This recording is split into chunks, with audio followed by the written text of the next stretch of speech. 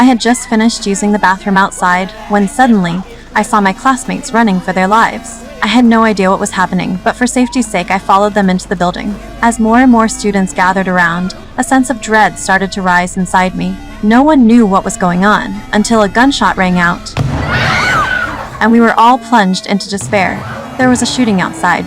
We could only huddle inside, trembling. This was a kids' summer camp, and no one knew what to do next. Then I remembered, my little sister was still outside. I quickly asked if anyone had seen a girl in a yellow sweater, but with hundreds of kids at the camp, no one knew where she was. The gunfire kept getting louder, and everyone huddled together in fear. I had to push aside my worry about my sister, just for a moment. Then, I heard someone shout, "They're coming!" Everyone rushed to the door, desperate to escape. I quickly followed the crowd. Outside was chaos, with bodies of classmates scattered across the ground. In the middle of the chaos, I spotted a girl lying injured.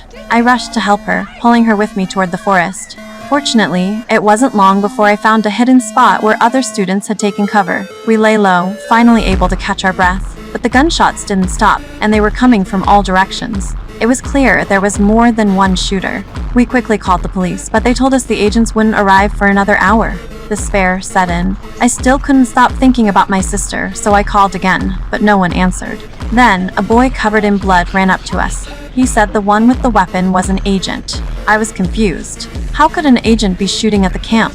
We didn't have time to think about it. The most important thing was getting out of this gunfire zone. Hiding here wasn't a long-term solution.